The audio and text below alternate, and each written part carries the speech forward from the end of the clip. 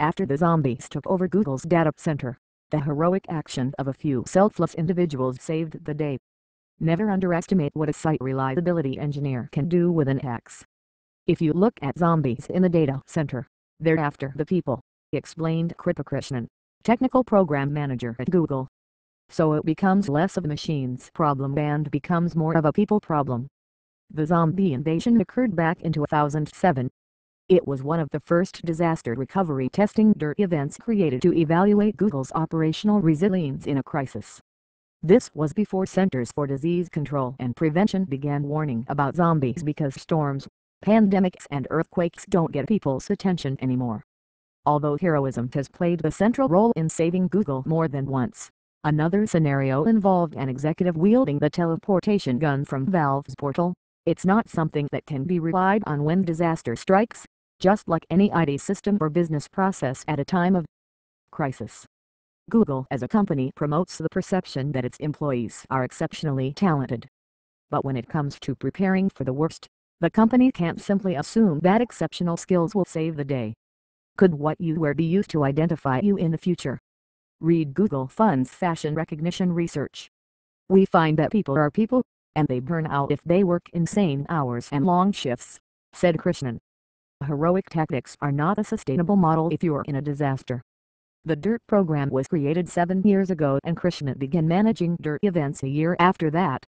Genial and sharp, with a penchant for using the word goodness to emphasize a point, her background recalls the famously overachieving Buckaroo Banzai, depicted in the 1984 movie that bears his name as a neurosurgeon, physicist, rock musician and test pilot.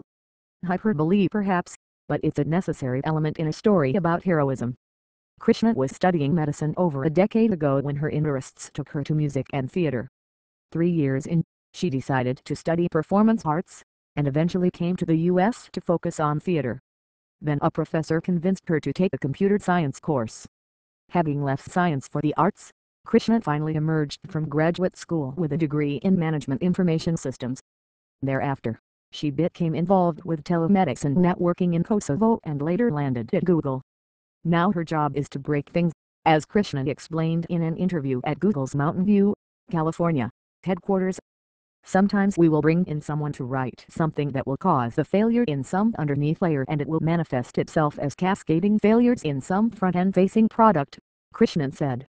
Other times, she says, her team might direct someone to introduce corrupt data into a system, to see how long it takes to find the problem.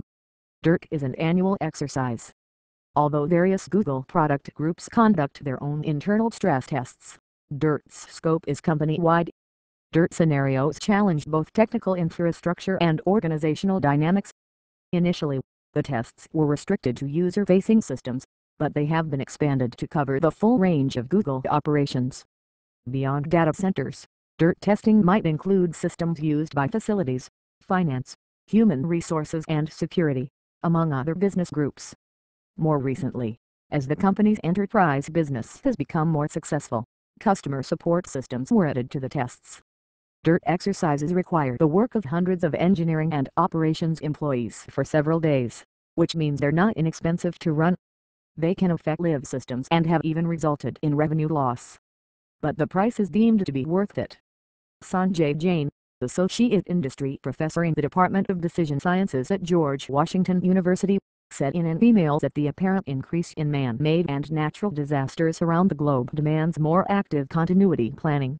Recently, companies have had to face major issues due to disasters including the loss of operations in New York and New Jersey area following Hurricane Sandy a few months ago, and the major impact on supply chains following the tsunami in Japan in 2011, he said in an email. Companies need to be more thorough in planning for safety of their personnel and maintaining business continuity in face of such eventualities. Such efforts have to go beyond duplicating data servers that is of course needed to employing lit and computer simulations of potential disaster scenarios and their impact on companies' personnel, operations, and assets, and testing of measures to eliminate or substantially reduce the negative impacts. In case of emergency, Google has a war room. DIRT tests are run from a simulated war room, which can be one of the company's many conference rooms.